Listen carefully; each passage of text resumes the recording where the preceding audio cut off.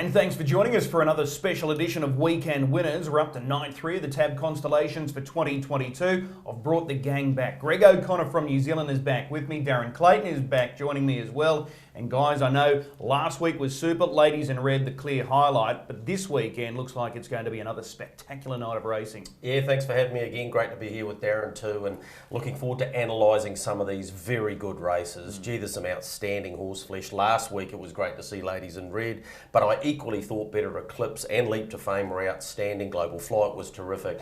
A lot to look forward to Saturday night. Well, you were cashed up with Global Flight. Good tip, Darren. Your job is not easy again this week trying to map these races because there's so much depth again. Yeah, certainly is. And some of the races, just the speed off the front line, bit of longer distance in a few of those, the Sunshine Sprint, that run to that first turn, all important. So, yeah, not easy, but how good is the racing? Now, for the punters as well, there's something again for you this weekend. We've got $20,000 first four jackpots on the 3 Group 1 features. So that's the Golden Girl, the Sunshine Sprint and the Albion Park Gold. And for those on the digital platform, there's the money back offer as well on races 1, 2, 3 and 4. There's something for everyone at Albion Park this Saturday night. We've got the previews coming through very shortly. We've got a 10-race program on Saturday night, 7 features including 3 Group 1s, but there's several Group 3 features, and these are important races. They're the final lead-ups for next week's Group 1 features. We're talking about the Oaks and the Derby. Guys, we're going to start with race number 2. This is the Burwood Stud Southeast Oaks, and Greg, Amore Vita, you know this filly well. She started her career in New Zealand. She's taken all before her. How do you think she's going to line up here? Oh, look, she'll line up and she'll probably win. I spoke to Nathan Purdon last week about how far she's come in the last couple of months, and he said she's just been awesome. Her performance here 2 starts back was completely dominant. I didn't expect her to just bolt away like she did. I'm pretty sure Redcliffe didn't suit her. This track clearly did. She should be winning. I think she's going to go on and win the Oaks next week, and we're going to see her in all the very best races down the track. Steno, I thought, was excellent leading into that break, and then its recent trial leading and bolting in 51 suggests it looks like a pretty logical Cornella. Yeah, absolutely. Darren, now, putting the long-term cap on here for Amore Vita, given what we've seen already with the Rising Sun, Amazing Dream, and then last week Ladies in Red, I think there's a few that have circled Amore Vita thinking that she's the horse to beat for the Rising Sun next year, but we'll get to that in time to come. How do you map this race on Saturday night? Yeah, well, I think we look at the fact that Steno's a brilliant filly off the gate. Like Greg mentioned, she won that trial recently down in Menangle in really fast time. It was only a small trial, but she did what she had to and did it very well. So she probably finds the front, not to be denied, gets a good gate, comes up from the Western Districts, Riverina region of New South Wales for Mark Hewitt. So she maps to get a perfect trip in behind the speed. Amore Vita, well, we saw her in that small field just blow them off the track in the closing stages. So at some point she'll be wide, but I think no matter at what point she comes around them, I think she'll be too good as well. So I think they just fill their spots in behind. Cover Girl might sort of pop out and try to get into it as well. She's going well, but Amore Vita should be wide at some stage, and I think she'll be winning. Well, just looking at some of these fillies, Greg, there's a couple of key ex-Kiwis here, the Iron Lady, Cover Girl and Amore Vita. So who are you going to tip in this feature? Yeah, Amore Vita's clear top pick. Cover Girl has been a bit of an opportunist. The 2 big wins in New Zealand in the sales races, got the trail in both of those.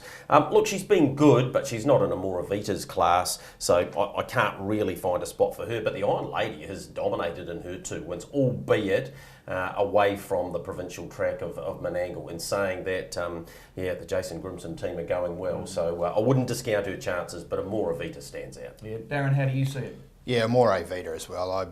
I think she's just too dominant, and the fact that Nathan Purdon's come out during the week and said possibly his best horse he's ever had, and he's only had a brief career, but geez, he's had some quality in that time. Yeah, absolutely. Tips across the board there, very, very similar. 11-3-1-9 for me. That is the Burwood Stud Southeast Oaks, the lead up to next week's Group 1 Queensland Oaks.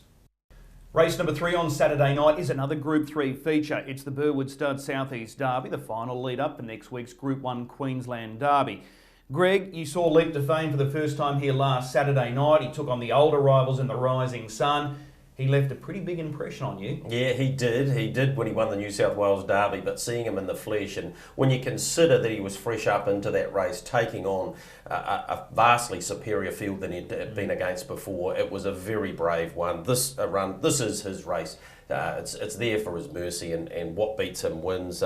He's quality. I expect him to win. I equally think Danger Zone is almost a lock Quinella. I thought he was very good last week. He had no winning chance the way the race panned out in the small field. But I think if Leap to Fame doesn't have to lead, but if he does lead and Danger Zone's on his back, that'll be the Quinella of the night for me. Okay, this might have been the easiest race for you to map on Saturday night. Is it a case of Danger Zone in front, Leap to Fame breezing on his outside?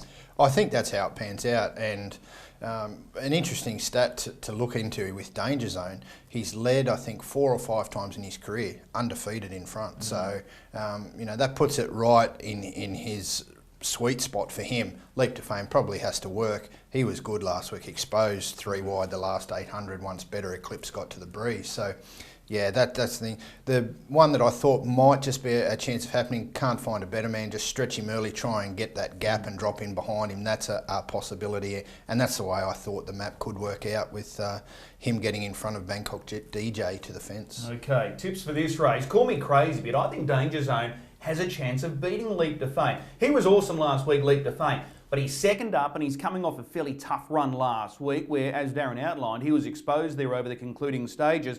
Danger Zone is brilliant in front. He has beaten Leap to Fame previously. I think that was the Changeover Classic as a 2-year-old, albeit Leap to Fame was really unlucky there because he made an early break. But if he's ever going to beat him again, this is his opportunity. So I'll go 1, 3, 4, 2. You're with Leap to Fame. Yeah, I am. 3, 1 and 2 in that order. I chucked in the 13. I think it's got a place chance, muscle bar, but it'd need to be a war up front. But I'm encouraged by what Darren said about Danger Zone being in front. That makes my lock Quinella an even better bet. Are you tipping Leap to Fame? Yeah, I am. I think he's all class, and he might just have a little bit of an edge. He'll have to do it tough, but yeah, 3, 1, 2 and 4 for me. Okay, that's the South East Derby. That's the Group 3 feature. All important lead up for next week's Group 1 Queensland Derby.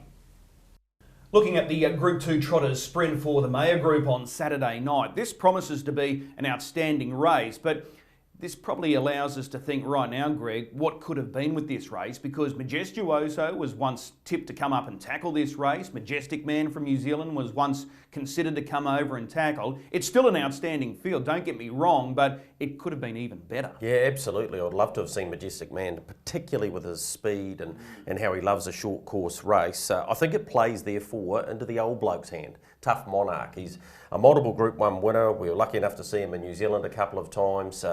Look, he's a good gate runner. I'm looking forward to seeing Darren's speed map to see where things sort out here. But I think he's got a great winning chance. Be really interesting to see what Global Flight can do from that barrier position. Dominated from in front last time.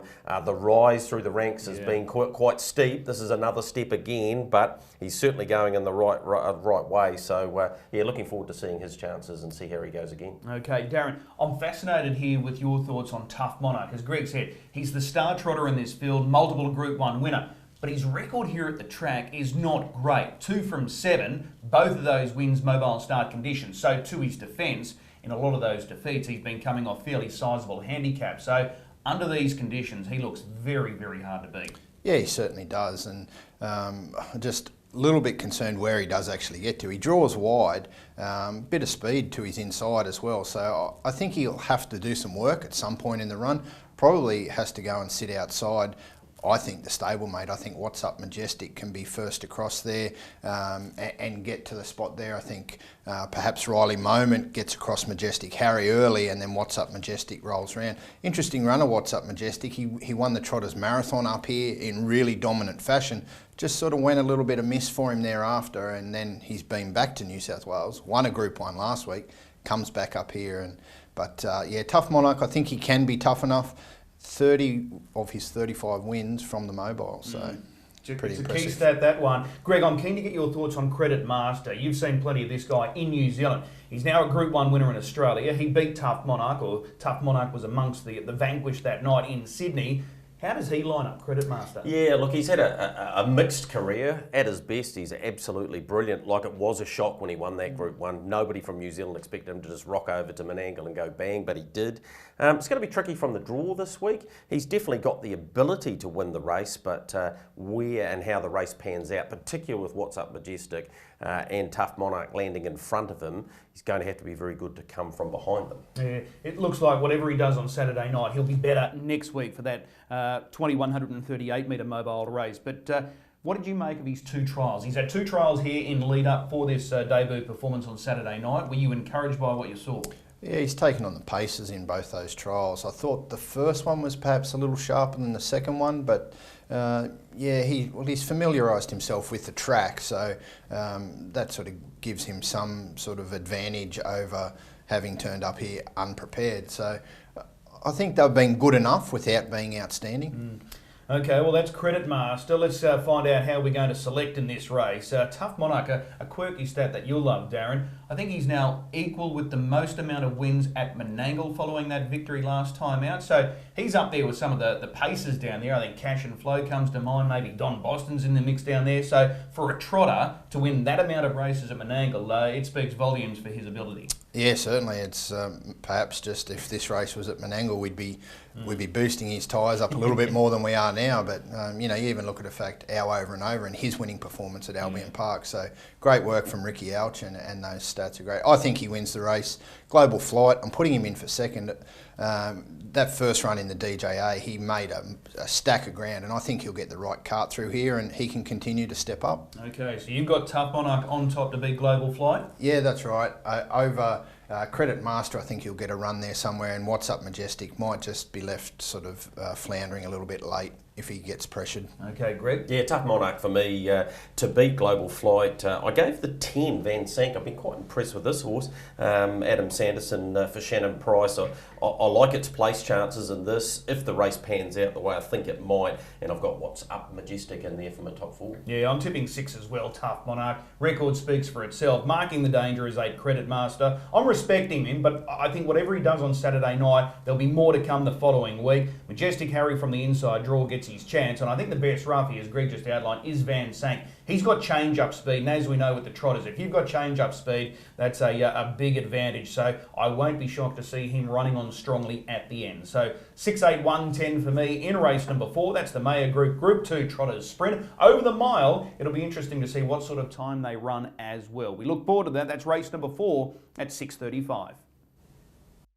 Looking now at the 4-year-old championship, this is a Group 3 feature for 1Equine. It's worth $30,000, and several that contested the Rising Sun last week are on the backup, which comes as no surprise, but it has drawn together a very strong field.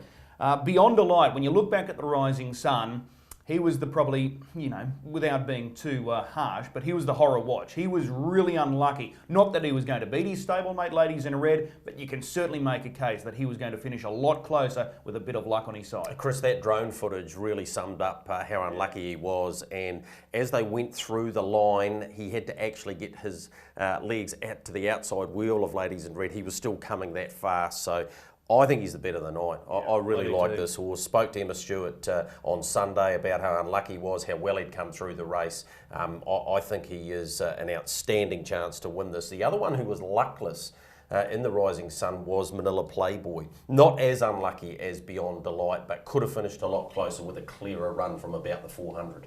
The other thing that stands out with Beyond Delight, he carried a flat tyre for the last lap, and he was still attacking the line. It's rare that you see a horse make ground when they've got that sort of disadvantage, but he actually hit the line really strongly. Have you got him in front leading this field? Yeah, I do. I think it'd be folly for anyone wanting to hold him out really off the back of that effort, and he came up before the Rising Sun in really good form, and I think he gets to the front eventually. I thought Big Wheels probably takes a good shot. I thought he would have the speed to get across, and we've seen him in the Queensland Sun a couple of weeks back where he was buried away, and he really attacked the line strongly to get second in that race behind Cashed Up, who flashed home. So I think if he got to the front and then hand up to Beyond Delight, that's his best chance of knocking off Beyond Delight, I thought. So, but yeah, Beyond Delight gets to the front. They sort of fill their spots thereafter. Okay, Greg, the other thing with Beyond Delight, I don't see it as a bad thing. In fact, this encourages me even more. But the fact that Emma and Clayton are flying up Mark Pitt to take the drive, not only on Beyond Delight, but Majida, I think there's confidence there, and the fact that they're prepared to fly him up, I think that just, pushes him across the line a little bit more. Yeah, I do. I totally agree, and I just think he's the better of the night. I really do. I do like Manila Playboy. Cashed Up's just been superb the last couple of weeks, so I've got no reason to think that it won't go another very good race. And Delightful Dude just keeps on going.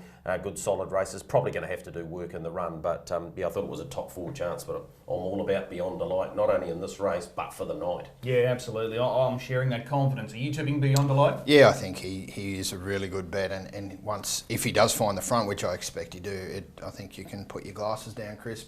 Like I said, big wheels, I think he gets the right trip. Captain Crusader and Cashed Up, he's going super. He's starting to get it all together. He was a bit slow to get on the board this campaign, but he's going really well. And Mark Pitt, interesting you mentioned him, best strike rate driver in Australia this season. I don't think he's driven at Albion Park previously, has he?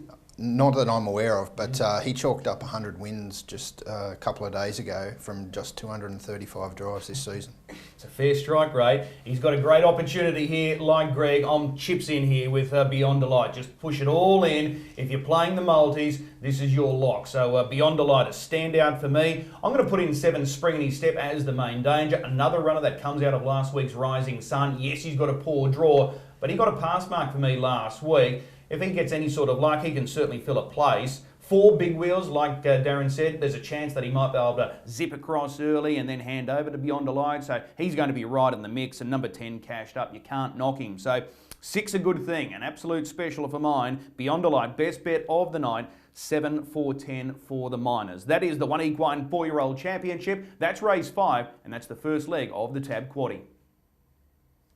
The Group 1 Golden Girl is a special race, inaugural edition last year, taken out by Garrards Delight. She's the reigning Queensland Horse of the Year. She's back to defend her title.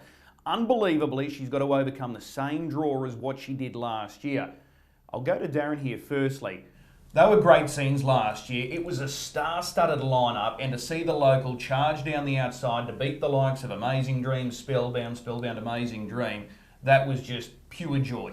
Yeah, and great for a couple, a really great family in the Butler family, and Brendan Barnes, his first Group 1 as well. So they were great scenes. I know 2 things aren't going to happen here. We're not going to get the same price we got last year about Garrards Delight, but she's going to have to do a similar thing as to what she did last week. And I spoke to Brendan Barnes earlier in the week, and he suggested we'll see a much better horse this week. She was no luck last week in the Fleur de Lille, got buried away. And the other fact that he mentioned was Majida's not going to get away with a 32-second second quarter this week. So where that pressure comes from, I don't know. It could be Garrards Delight to zip around them, but it's going to be a great race, and I think she's still in with a big shot, Garrards Delight. Okay, now Greg, last year it was a star-studded lineup, like I said. Amazing Dream, Spellbound. I think we had our Princess Tiffany lining up last year, the Stunning Nun. There was a host of really good mares. It's an outstanding lineup again. We were this close to getting Ladies in Red. She was nominated for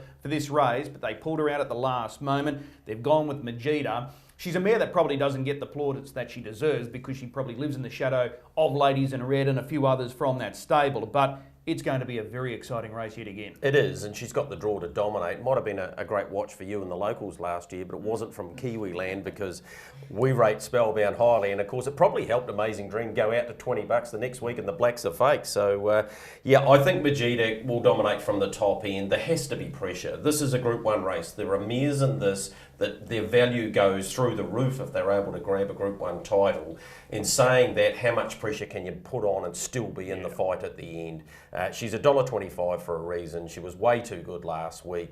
She won't get those sectionals again, but I don't think it'll matter. Darren, Majida is a mare that's won 3 Group 1 races. Her record, her win strike rate is outstanding. She looks the leader. She was perfectly rated last week. It was a very clever drive. The Honey Queen blew up at the home turn. Do you think the Honey Queen was any chance of running down Majida last week? I don't think she was. I think Nathan Jack just controlled that race superbly. He knew what he had, same as he did with Ladies in Red. And, you know, like you said, she probably doesn't get the credit she deserves. She's approaching $600,000 in stakes, this mare. So, and she was first up last week, so she's only going to be better this week. The emergency comes out, she moves into gate 1. So from there, you'd expect it just a case of put in, take out with Majida. Yarraman Bella, she's been super. She probably maps to get the perfect trip on the back of Majida. Brad Hewitt's done a great job in the limited time he has had her. She is a Group 1 winner herself in the Riverina Championship, so she gets the right trip. Just not sure who has to do the work here, whether it's Town Echo, Scarlet Babe might have an early shot, she does have good speed, or Fairy Tinkerbell might be the one to come around and put some heat into the race. But whichever way you look at it, I think it's Majida's race to lose. They went a tick over 52 last year, Garrards Delight, winning this race. Do you see any sort of mid-race pressure? A 32-second quarter last week. Where's the pressure going to come from? That's the big query. And yeah.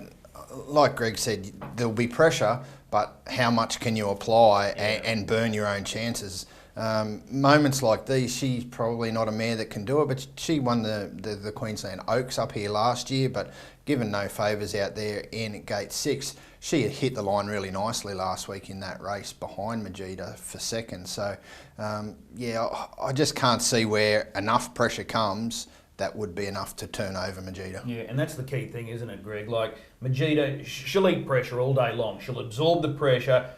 I don't think they're going to go over the top here early. I think she'll be able to lead comfortably, and thereafter, I think they're all just playing catch-up. Well, they are. So you're playing your multiples, you're looking for your trifectas and your first fours, and I think you go as wide as you possibly can. I spoke to Jack Trainer about Town Echo. It's worth a throw at the stumps. He's not expecting her to beat Majida. He thinks she'll go a good race, but he also thinks she's probably going to have to do a fair bit of work. The other one I gave a place chance was Fairy Tinkerbell. Quite like her. The McCarthys wouldn't have bought her here if they didn't believe they could get some money, so she's a definite top 4 chance. Okay, Majida on top for you, Darren? Majida on top.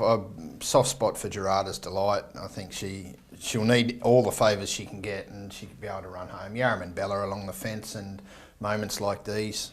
Okay, I'm going 2, 8, 9, 11. A question that I want to ask both, just with Fairy Tinkerbell, she was really good last week off that poor draw. Does Luke McCarthy go straight to the pegs and be happy to sit 3 fence and get that easy peg run, or does he maintain his spot 1 off? 3 pegs for me. I'd be 3 pegs, but are you running for place money, or do you want to have a crack? So I guess that's the conundrum he finds himself in. Yeah, I think he might go to the pegs too and just look for all the shortcuts, knowing that it's going to be a super quick last 600 metres. So 2, 8, 9, 11. My numbers were all in agreement there with Majida. That's the first leg of the TAB treble. It looks like we'll go very skinny there. We've got a standout runner in Majida. That's the Group 1 Garrards Golden Girl coming through as race number 6. The Group 1 Garrards Sunshine Sprint. This is an iconic race for Queensland, there's no doubt about it, and the Roll of Honour speaks for itself. First stage back in 1983, amazing trick. The Sydney Pace was able to come to Queensland and conquer the Sunshine Sprint. And guys, when you look at that Roll of Honour, it's a who's who list. Wandai's Mate, Thorat, Franco Tiger, Defoe, Warrior Khan, Young Mr Charles, Persistency, Double Identity, Sokiola, Black's a Fake, Be Good Johnny, Mr Feelgood, I'm the Mighty Quinn, Hector JJ, just to name a few. I'll ask first up, is there a special Sunshine Sprint winner for you, Greg? Yeah, probably Hector JJ. He was outstanding. Didn't he win 2, I think? Yeah. Look, he was a brilliant short course horse, and he was the spruik horse at the time. Yep. So, yeah, he's up there, and obviously Black's a Fake.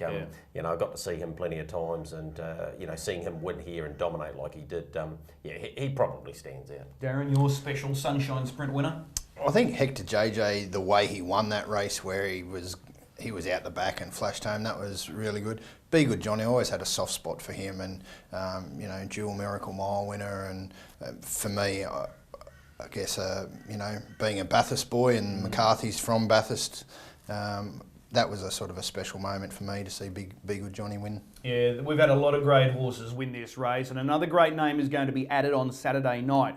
Fastest winner of the Sunshine Sprint, when you go through the history of this race, I'm the 1Equine. He set a track record back in 2014. He stopped the clock at 150.4. As we know, that record has since been broken. Black Sedans, who lines up on Saturday night, holds the track record at 150. I Cast No Shadow, who's drawn barrier 1, has broken that time in a trial recently, going 149.1. Greg, last year, it was the star Kiwi, copy that, who won this race in a thrilling finish. I think it was a nose and a nose over King of Swing and Rock and Marty. He went 152.4.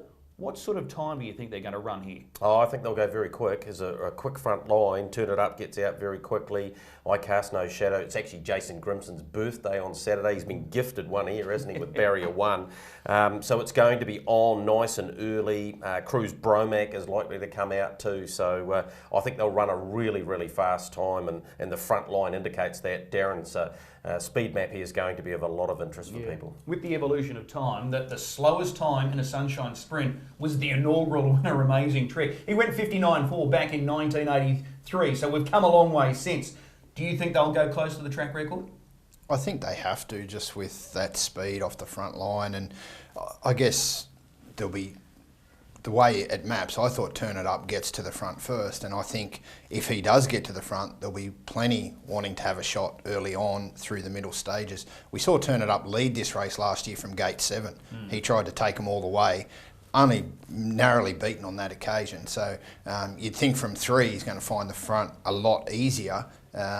Where it pans out from there, I'm not really sure. But yeah, Turn It Up. Interesting.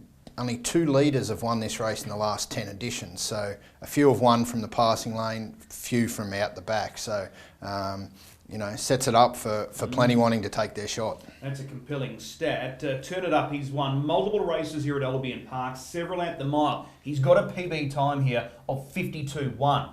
Is that good enough to win this race tomorrow night? No. Greg? No, absolutely not. He's got to go quicker, and yeah, I think this is his peak race. This is the race they've targeted, and no, he'll have to go quicker than that. Okay, you've watched plenty of tape of these horses in recent times. You would have watched the Redcliffe Cup. How did you assess Turn It Up in the Redcliffe Cup off that 20-metre handicap? Oh, look, he was good, but he'll need to be better, and he will be better, because this is his modus here. This is his type of race. The horse I want to talk to you most about is Better Eclipse. His run last week was nothing short of staggering. I know we've been in raptures about Ladies in Red. You flip those runs around, and obviously the way the races panned out, and she was always going to draw there, he would have beaten her, in my opinion. His run was nothing short of breathtaking. I think that, therefore, makes him the horse to beat this week. Well, he's the X-Factor horse this week, isn't he? He's a 4-year-old going up against the big boys, and the key part about Better Eclipse is the fact that Greg Sugars, who drove Better Eclipse last week chasing Ladies in Red, he also partnered 888, who won the Mr. Feelgood, beating most of these horses. He's opted for Better Eclipse. What do we read into that? Oh, you have to read plenty into it. Look, 888 was brilliant last week, but the race couldn't have panned out better for him. In saying that, he picked them up and dropped them. Yeah. Like, he barely moved Sugars. He will need to get something similar happen here, and the way we're talking, Darren, that's a distinct possibility. They could go absolutely breathtaking again, and he has a potent finish. He certainly does, and it was shades of Hector JJ that, you know, last on the home turn, and he picked them up within 100 metres and was 10 metres in front very, very quickly. There was 888. Interesting that Greg Sugars opts for Better Eclipse. That was a huge run behind Ladies in Red. Like I said, I think if Turn It Up gets straight to the front, there's going to be a few wanting to take a shot, because I do think Turn It Up is vulnerable if he has to go too hard in those early stages. So whether Shane Graham looks for cover and does take that, I don't think he will, but Turn It Up's been running some really nice races this time in off speed. So you've got that in the back of your mind as well. So he'll need to be good. Spirit of St. Louis is probably, you know, we gave him a pass mark first up at 2,600. Second up, he was super. He looked to have plenty on offer. I thought last week very, very plain. So, and interestingly, early markets, he's already drifted out in those early markets. I thought it was his opportunity to bounce back, but I'm just not really sure how good he is actually going this time in. There's still too many question marks on Spirit of St. Louis for me. So if Turn It Up does hand up,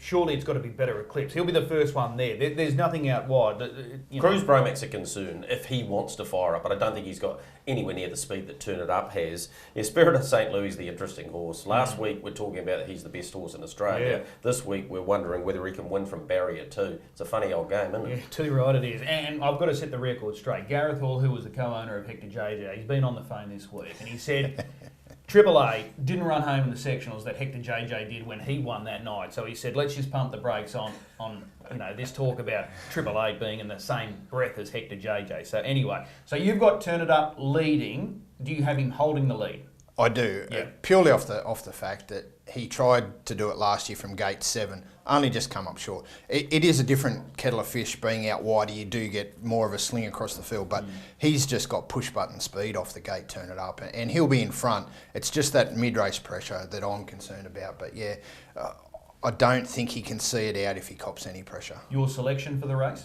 Yeah, I thought Max Shard, I'm just throwing darts here because I'm really don't know where to look in this race because I think there's so many permeations that can happen in the run. I thought Max Shard, he was okay last week. There was nothing wrong with his run. The week before in the Redcliffe Cup, or a couple of weeks before, he did all the work. He gets back to a mile here and you might say, well, his best is over a longer trip. He's got a 149 run at Wagga to his name. Wagga's a similar track to Albion Park in configuration. It's a 1,000-metre track. I think they go hard early, and I think he just gets the right trip through. And at each way, good each way odds, I'm happy enough just to have something each way on Max Shard. Okay, some value there with Max Shard. Greg? Yeah, I've gone with Better Eclipse. To beat Spirit of St. Louis, you just can't drop him because if he comes out Saturday night and wins, everyone will go, well, how didn't you pick him? You know, like you thought he was unbeatable the week before. Turn It Up because he's going to be in the right spot and it's hard not to like Triple Eight. Just on Max Shard, I had a good chat to Luke McCarthy. He said he stuffed it up. He said it was my fault. I should have got on the back. He should have got in front of the eventual winner, but he didn't. His last 100 was excellent, so I'm liking what you're thinking there, Darren. Yeah, he's not without a show, that's for sure, Max Shard. I'm going to go with 3, Turn It Up. I think, as Greg outlined, this is his race. This is his moment to shine. Queensland have got the tail up after Wednesday night, the State of Origin. Shane Graham loves his rugby league. He'll be going out with that strong Queensland mentality, and he'll try and take it all the way with Turn It Up. He has won this race previously with Avon Over. So Turn It Up on top for me. 2, Spirit of St. Louis. It's not that he was driven poorly last week either. He was given every opportunity, and I think that's why you guys were saying he was a little plain. So from barrier 2, he's going to be a real danger. He's just going to be right there at the right time. I've got him in as the second pick. Better Eclipse is the X-Factor horse here. How's he going to adjust, taking on the older, more seasoned rivals? And I cast no shadow. He's going to be in a good spot as well on the inside. And if he can sort of, show something like that trial, he's in the mix. So 3, 2, 4, 1. It's a very intriguing race. The Group 1 Garrards Sunshine Sprint. And that's the final lead up to next week's Grand Circuit race, the Group 1 TAB Blacks of Fate. Start time for the Sunshine Sprint, 8:50. The Group 1 Albion Park Gold is the final feature on Saturday night, and we've got a clear favourite here in the shape of Jewel Melody. Darren, she's already a dual Group 1 winner this season, so she's aiming for another one. But just looking back at the history pages, last year in this same race, Cat King Cole, the local filly, was sent out at a very short quote, and she went under, and it was My Ultimate Levi that was able to beat her, Jared Elchin, Tumby Park. And believe it or not, the main danger, according to the market, for Jewel Melody this year is My Ultimate Jacko. That same combination of Jared Elchin and Tumby Park. But do we think Jewel Melody is a past-the-post proposition? She looked awesome in the prelude. She did, and she's meeting effectively the same field from the same barriers, and I can't see how My Ultimate Jacko can turn around. If he had a drawn perhaps on the front line, I might have give it more of a passing chance of happening, but I think the way it shapes now, Jewel Melody straight to the front. From there, Bernie Hewitt can just control the speed. Like you said, she's already a dual Group 1 winner, and we're just on halfway through the season, and likely that she'll have had 3 Group 1 wins to her name. And she's all class, this filly. Yeah, she's still got some big Group 1 races to come next month as well. But Greg, I know you're keen on Beyond Delight. Do you throw in Jewel Melody into your multi just to you know, top it up a little more? Well, talking about last year's result makes you a little bit nervous, doesn't it? But from what I've seen, Jewel Melody looks the likely leader and winner. My Ultimate Jacko, what happens in the run, Darren? Because this is of interest to me. Only horse off the second row has choices, therefore. Yeah, certainly has those choices, and I guess we're looking at the same scenario. We're talking about Fairy Tinkerbell. Do you go to the fence and sort of take that chance, or I thought his best chance of winning would be staying off the fence. If he goes to the fence, he's relying on plenty of luck, and last time out he got past Maywin's La Nina, put 14 metres on Maywin's La Nina, or 17 metres thereabouts. The margins were 14 by 17, so you know, I think for him to be realistic chance of knocking off Jewel Melody, he needs to come to the outside. He needs to try to perhaps come around them and put some... Bear in mind, he won the APG Bullion race a couple of starts ago. He'll be fitter. He's had one run back. So he's certainly going to take improvement, but it's Jewel Melody for me. I can't see how she gets beat. I think My Ultimate Jacko for second, Maywin's La Nina with the map thereabouts. And I thought the one that probably brings the most upside into the race would be Mullum Ruby. She won the Q-Bred Breeders a couple of runs back. She's had a little bit of a freshen, and she'll be second up after the prelude into this. Map-wise, is there a possibility with just 8 runners, they could be in single file formation at the half here? Yeah, every chance, every chance. And the way Jewel Melody, she only tackled that small field first up from a spell, and Bernie didn't push the button out of the mobile, which I found a little bit interesting on that occasion. And from there, she was then at the mercy of the you know, the circumstances, and that was what got her beaten.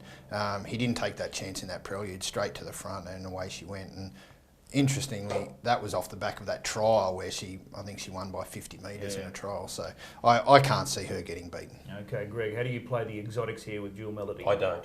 It's simple as that. I think Jewel Melody will win, but if you're taking $1.04, it's a nervous watch. Yeah, okay. So 2, 8, 1, 7 for me. I'm tipping the same result as what we saw in the prelude. So I can't really see any reason why it can't be the same result given the barrier draw and how the race sets up. So 2, 8, 1, 7. We're all with Jewel Melody. She is the star filly here, chasing her 3rd Group 1 win already this season. She is a daughter of Captain Treacherous. The man behind Jewel Melody is Bernie Hewitt. Earlier this week, we were able to catch up with Bernie to get his thoughts on the filly.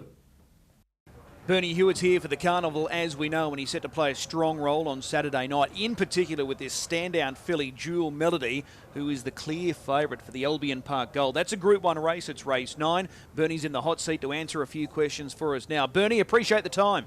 Yeah, no worries, Chris. Your first drive on Saturday night is race 1, number 4, Ballerini. A mare that's going well. She's just devoid of a little bit of luck right now. Yeah, that's right. Yeah, she's been going well. She won a qualifier well there about 3 weeks ago, and probably had a few in different runs, but you know, a lot of the time it's just been the draw. So yeah, so hopefully she can go well again Saturday night. Obviously the 1 and the 2 look like leader behind leader, so it could be a little bit tricky of a draw again. On paper it looks kind, but it could be potentially sticky, this draw, because like you said, most expect Ronaldo to lead, Rockin' with Elvis will be in the trail, so that sort of potentially leaves you out of no man's land. Yeah, that's right, Chris. Like, obviously we'll have to see how it unfolds, but yeah, I've been pretty happy with her work again this week, so hopefully she goes well. All right, well, that's Ballerini in race number 1. Let's move across to race 7, and you could say this is the consolation of the Sunshine Sprint. There's enormous talent here in the open class ranks, and this race here on Saturday night clearly underlines that. Make Mine Memphis. Speaking of horses going well but having no luck, this is him, because either he's just not getting luck in running, or he's getting bad barrier draws, or sometimes it's a combination of both. Yeah, that's right. He's drawn wide again this week, so obviously it's not a good draw. So and it's a great field again. So you know, he's going to have to go really well to figure in the placings. Just looking back at last week's race, really good effort, finishing 4th. Colt 31, who won the race, took all the shortcuts coming through on the inside. Your guy was deep there over the concluding stages, quick last half. He couldn't have gone any better, in my opinion. No, he went super, Chris, and you know, as I say, he hit the front, but just the horses that had the soft trips got up in the last 50 metres and grabbed him right on the wire. So yeah, there was a lot of merit in his run. Do you just grab up at the start here and go straight back and then just drive for luck? Look, I haven't really had a good look at it, but I'd imagine so, yes. There's a lot of speed to your inside. Firefox, Deus Ex, Cruise, Bromac, they can all fly the gate. Yeah, that's right. So it's more than likely you'll just be going back and looking for, a short trip home. All right. Well, that's race number 7. The big Group 1 feature for you is race 9. This is the Albion Park Gold. Jewel Melody, already a dual Group 1 winner this season. She was able to dominate her rivals in the prelude last week. She looked so good last week, really comfortable. Yeah, that's right, Chris. Yeah, she really felt good. She had the one run back from since she last raced before last week, and she was a little bit flat, I thought, and just the sectionals of the race weren't run to suit her, and she had to make a long searching run to get into the race, and ultimately run second. But last week, she drew better. She was on the bunny straight away, and she felt awesome last week. How big of a difference from that first up run when Hold On To Your Bling was able to beat you to what we saw there last Friday? Was there a noticeable change in her? Yeah, I thought so. I thought she was more switched on, and it just sort of sparked her a little bit, that run. And as I said, she bounced out of the gate well last Saturday, or the last start it was, whatever day it was, Friday. And she just sort of felt like she had a game face on, and she never felt like she was going to get beat, really. Okay, so what's your biggest concern going into this Group 1 feature then on Saturday night? Because it's the same opposition as what you dealt to last week.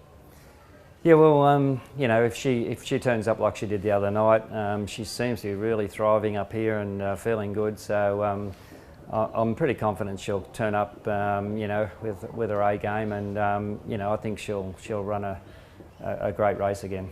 Okay, you've trained a lot of nice horses, no question about that. Where does this filly sit for you right now? Look, early on I was a little bit worried. She was a big filly, and she just took a little bit of while to get going, and I just sort of thought she might battle to do what she's done already. But each start I gave her, she just improved. She made a few gear changes, and it just kept working, and ultimately she hasn't finished out of the money, in a campaign at all this season. So I think she's, obviously her record says she's probably one of the best 2-year-old fillies I've ever had. So, if she can keep this up and maybe win another Group 1 before the season's end, well, certainly puts her right up on top. Because you've still got the Q-bred features to come the following month, don't you? That's right, yeah. She's actually got 2 Group 1 races to look forward to in Queensland, yeah. All right, well, that's going to be an exciting race there with Jewel Melody. And in the last race, when Nona Ryder is your runner here, it looks like it's only going to be a matter of time before she can win one at Albion Park. Yeah, she's just got to, get a soft draw and hopefully, have a good run. So she's drawn 2 on the back row on Saturday night. So, it's a good trailing draw. She's a filly that raced through her grades really quickly, not a big filly, and it comes pretty hard for her now to come up against the grade she's coming up against. But she never stops trying, and I think if she gets even luck, she won't be too far away. Yeah, she's going well, that mare. Yep. Jewel Melody, is that the pick of your drives? For sure, yeah. She's the best of the drives on Saturday night. Yep. I've just got to ask one quick one. Rip, will he back up next week in the Derby? Yeah. Yep. I'll probably trial him next week, next Tuesday at Albion, and then go on into the Derby then with a few gear changes. Yeah. Awesome, Bernie. Really appreciate the time. We'll see you trackside. Righto, Chris. Good on you. Bye. It's another big night of Albion Park Hunters racing this Saturday night. 3 Group 1 features. Brendan Barnes jumps in the hot seat to go through his book of drives, and he's with us now. Brendan, appreciate the time. No worries, Chris. Thank you. Race 1, Perfect Cut. This guy's in good form. He is rising in grade, but he's shooting for a hat-trick. How do you rate his chances in the opener?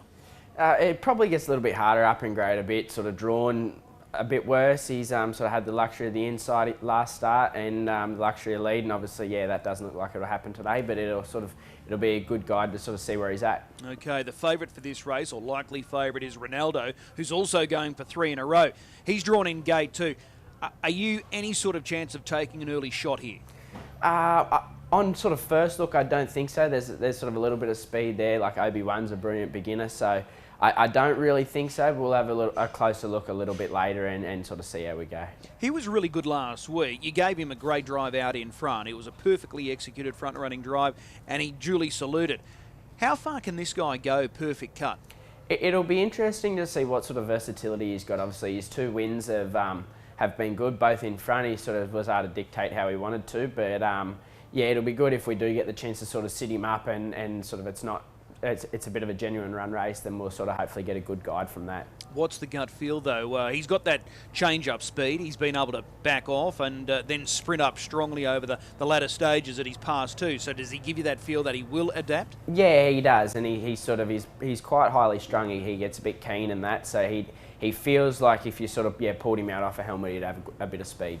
Okay, so that's Perfect Cut. Danger's obviously Ronaldo, and Crime Rider, despite that second row draw, he's in really good form and he's probably the class runner of the field. Yeah, that's for sure, and he can do plenty of work in his runs as well. Okay, let's go across now to race 3. This is the Group 3 Southeast Derby. It's a key race on Saturday night for a number of reasons. Most importantly, it's the final lead up for next week's Group 1 Queensland Derby. You've got Gate 1. Leap to Fame will start favourite, fresh off his placing in the Rising Sun last week when he was 3rd. He's drawn Gate 3. Call me crazy, but are you giving yourself a shot here? Yeah, I think we've got to from the draw. Obviously, Leap to Fame was huge last week in the Rising Sun, and we all know what he's capable of. But you know, our fella, he can run some really good times out in front, and he can definitely make a race of it from the draw. We're looking at the replay of his effort last week, Danger Zone. He was placed behind my ultimate Ronnie here. What did you make of that run last week? We were probably disappointed at first, but sort of looking back on it, probably wasn't too bad of a run. You know, he sort of had the sort of campaign. We've tried to keep him sort of peaking every week, and he had a really good blow after that, and his heart rate was quite high for what he normally is, and since he's trained on through the week really well, so yeah, hoping for some big improvement. You say disappointed initially. Is that because of the margin between second and yourself, who ended up running 3rd, was so big, or the fact that, you know, Bangkok DJ was almost able to get past you there late in the straight? Yeah, probably a little bit of both. He was sort of pretty all out that last 100, and I thought we'll probably always beaten from the draw, sort of swap the draws around. I thought you probably would have swapped the result, but yeah, I suppose just probably a mixture of both, and I sort of would have liked him to have sort of loomed as he was going to make a race of it round the corner, but he sort of never really seemed like doing that. But so as I said, he had a really good blow after the race, and I think there'll be a lot of improvement from that. Okay, well, let's talk about Saturday night. Gate 1 for you. Looking at that front line, is there anything that could really test you early? Nah, he's got absolutely brilliant gate speed, so yeah, nothing will get across him. He'll be able to hold quite comfortably. Okay, if Leap to Fame comes up and has a look, are you handing over, or you're holding? Nah, I'm pretty happy to hold. Okay, what did you make of Leap to Fame last week in that Rising Sun race? Couldn't have been any bigger, I think. If you sort of, I think if he leads, he wins. I think he was probably the run of the race, and it was a huge run. Okay. The fact that he's second up, though, and off a 7-day backup, is there any sort of concerns there? Or is there a potential chink in his armour? Well, I don't think so. Like, he's a pretty strong sort of a horse. We've seen sort of what he did in the derbies. He improved a lot from the heat to the final, even though we didn't really need to. But I think sort of with the 2,600 metre derby next week, I don't think Green will want to do anything too silly with him this week. Okay, so you're going to take this race right up to him by the sound of it? Yeah, that's for sure. We'll be happy to set a statement that if we sort of get the right draw in the Queensland Derby, that we're good enough to make a race of it. Okay, race number 5. This is the Group 3 4-year-old championship. You stick with Cashed Up. He's in this race off that run last week. I thought he was terrific last week in the Rising Sun against Ladies in Red. How did you break down the performance? Yeah, he was super. He just sort of steps up every time he needs to step up. He steps up, and so the draw's not the worst this week. Sort of there looks a little bit of speed off the front, and I think if there's any sort of tempo, I think we can just drive him how we've got to, and he'll be running a good race. He probably hasn't had the credit that he deserves, Cashed Up. As a 3-year-old, he contested the Rising Sun, ran 5th, and then last week as a 4-year-old, the only horse that's gone around in both editions so far. He's run another cracking race for 4th.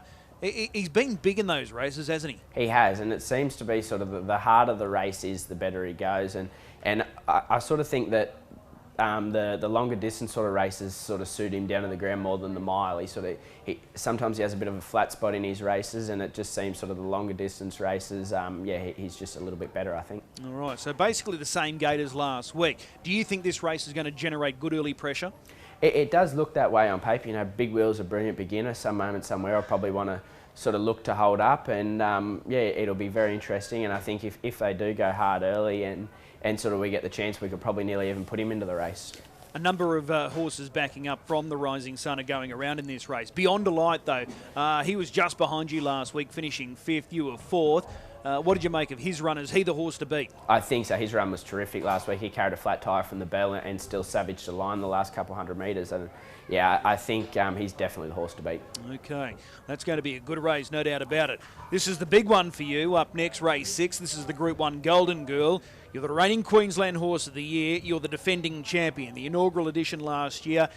Home you sail down the outside as much as 250 to 1. We're not going to get those odds on Saturday night, but interestingly, she's got the same draw as last year. Could you believe your luck when that barrier draw was completed on Monday? No, just well, shattered last year, probably even more shattered this year because of the way she's going. But actually, it's probably worse than last year. I think last year we moved into gate 10. This year, the emergency's off the front row, so we'll stay in gate 11. But she's just absolutely flying, that mare. She was terrific last week. You were basically going sideways at the top of the straight, trying to get into clear space, and she still made ground. She did, and I never turned the whip. I never pulled the earplugs. She just hit the line super and sort of never really even got out. Sort of even her best work in the race was probably 200 metres after the line. She just really savaged the line and felt sensational. Let's look at history and look back at last year's race.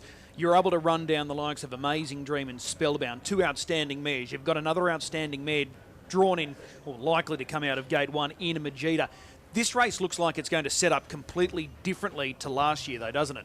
Yeah, it does for sure, and there doesn't look that early speed that there was last year, and it's probably not all round as strong as it was like last year. There was some brilliant mares, and you had our Princess Tiffany who was in it and sort of wasn't even one of the favoured runners. But this year, yeah, it's sort of there's probably not that depth, and there doesn't look that speed. But sort of the way she's going, the way she's feeling, I'm pretty confident if we got her, we can go and sit outside them and still earn money. And one thing, there won't be a 32 quarter this week, that's for sure. Yeah, well, that's an interesting point you raised, because the lead looks there for the taking for Majida, but then just looking for outside pressure, there doesn't look to be any outside pressure. No, there doesn't, that's for sure. And sort of last week, Majida was able to just be left alone and just sort of do what she wanted. And there was sort of some others back in the pack that made ground after she was able to sort of sit and sprint as she likes. So yeah, this week I think if we have to, we can do some work and she won't be far away. I'm going to let you dream here. If you are able to go back to back, how sweet a moment will that be? Yeah, it'll be absolutely unreal. We'll just be so proud of her. You know, the way she's come back, she's come back bigger and stronger, and she deserves it. Well, it's going to be a cracking race. She is the defending champion. She is the reigning Queensland Horse of the Year. Race number 7, Deus Ex, lines up here. Is he a chance of leading from gate 2? I think so. He come out like a gazelle last week. He just with that false start, he actually had a hobble shortener to come out, and he really relies on them. He put in a couple funky steps. I let his head go, and he put in a couple steps, and I had to re-grab him and then sort of ask him again. He still wanted to come out a little bit in front of Cruz Bromax. I think had of sort of that not eventuated and the hobble shortener stayed in, I think he would have crossed and sort of been able to find himself a spot. But yeah, we'll just let him sort of slide the gate for sort of 50 or 100. We won't overdo it too much and just sort of see if we can get to the fence. How much gate speed do you think Firefox has? He did cross well when he led there 2 weeks ago, but he sort of didn't cross a lot, and it does take a pretty quick horse to hold out Deus Ex. Okay, well that's going to be interesting, the whole start there, because if he does lead Deus Ex, he can run a bold race. He was beaten a long way last week, but it's best to overlook that when looking at this week's race. Yeah, that's for sure. I just overdid a little bit last week. He's actually quite a hard horse to drive. You never really think you're going anywhere near as quick as you are on him, and I didn't feel like I sort of did too much work, but sort of obviously the splits were pretty well as quick as you can physically go around Albion Park, and he's felt really good this week, and his work during the week was, as good as it could be. Okay, most important question, the pick of your drives right now for Saturday night? Probably Danger Zone, I think. Okay. I think this is going to be a good race now, the Southeast Derby. Danger Zone drawn in gate 1, taking it up to Leap to Fame. Brendan, as always, really appreciate the time. We'll see you trackside. Thanks, Chris. big thanks to both Bernie Hewitt and Brendan Barnes giving us their time and insights ahead of Saturday night's card of racing. Time now to find a best bet or two. And don't forget, like I mentioned earlier, we've got first four jackpots on the 3 Group 1 races. So that's races 6, 8 and 9. And for those that are playing on the digital platforms, races 1 through to 4, you've got that money back offer. So make sure you keep that in mind when you're playing at Albion Park. Your best bet, Greg O'Connor, for Saturday night's big program. Yeah, I'm going to go with Better Eclipse. I think it's the race of the night on what is a star-studded night, but I think it'll be in the right spot, this horse, and that could be in front. If he finds the front, he can win the Sunshine Sprint. Okay, good value there as well with Better Eclipse. Darren Clayton, your best bet? Yeah, Amore Vita, I think. Despite the second line, she's got residual fitness over her main danger, which is Steno, and she's all class, this filly. I think Chris Alford can get the job done. Okay, I'm going with Beyond Delight as the best bet. Really keen on him as far as the quaddies are concerned. I think we can go pretty skinny early. We're all tipping Beyond Delight, so he's my best bet. He's a standout in that opening leg. Majida looks a standout now in the Golden Girl. Given that barrier draw, I think we can certainly play wide here in races 7 and also 8. So although those first 2 legs are skinny, those last 2 legs are quite open, so we might get some value. Yeah, certainly if one of those longer ones get up, and I'll be certainly looking for that value with Max Shard if he can jump in there in that last leg in the Sunshine Sprint. Are you playing the quaddie? Yeah, I am. Just those first 2 really short. Just clarification on my best bet too. I just looked at my book there and I thought, I'm not going to tip the same as you, Chris. They're both paying $1.60. That's why I've gone for Better Eclipse, just to add that little bit of value to the night. Okay, well, there you go. Greg O'Connor is the value man. He did find us the trotter last week, Global Flight, so he's got the eye in. He is hoping that he'll deliver the goods once again tomorrow night at Albion Park. Welcome back. It's time now for Butt's Best Bet. Kate Butt from the Albion Park Harness Racing Club joins us to go through her best bets for what is shaping as a super night of racing. We've got 10 events. We start at 4:52. Where is your best bet on the program? Very excited for Saturday night. It's going to be a ripper night. We've got 3 Group 1s. My best bet is race 8, number 4, Better Eclipse. So the Jess Tubbs trained pacer was ultra brave last week in the Aqua Constructions Rising Sun. My speed map has turned it up first to the fence, then I have him looking to sit. Whilst Better Eclipse hasn't showed top speed from the mobile, if he can find enough gate speed, he will take a power of beating in front. Okay, good push there. Greg O'Connor was keen on his chances as well. So Better Eclipse is Kate Butt's best bet on the program. As far as activities for the remainder of the TAB Constellations, we're into the home straight, you could say. Monday, we've got the golf day, and then next Thursday night, the big TAB Blacks of Fake Calcutta. Yep, so we've got the golf day sold out, and then that's followed by the TAB Blacks of Fake barrier draw, so that'll be exciting. And then Thursday, the Calcutta, and then the big grand finale, TAB Blacks of Fake, next Saturday night. So it's going to be a big week. I'm very excited. Yeah, absolutely. I think we all are. Kate, as per normal, really appreciate the time. We'll see you trackside. See you then. There's Kate Butt, and her best bet, repeating, is race 8, number 4, Better Eclipse. Well, that is the special edition of the Weekend Winners program for this week. It's night 3 of the TAB Constellations. What a night it's going to be on Saturday night. 10 races, early start as well. The first race set down for decision at 4:52. Greg, it's been a pleasure again. Looking forward to working with you tomorrow night, and I'm sure you're pumped up. Maybe there is a Kiwi victory somewhere amongst that big program. Yeah, definitely ownership-wise. There's quite a few Kiwi owners coming across too, so can't wait to get here again, get all the information from the trainers and help the punters win some money. Okay, Darren, hopefully it's going to be a fill-up for you as well tomorrow night. Yeah, hopefully. It was a little bit lean last week, but we got a few, and tomorrow I think it'll be a big turnaround. All right, see you guys next week for the final edition of the special edition Weekend Winners. We've got the TAB Blacks of Fate coming up next week, but we'll see you trackside Saturday night at the Creek.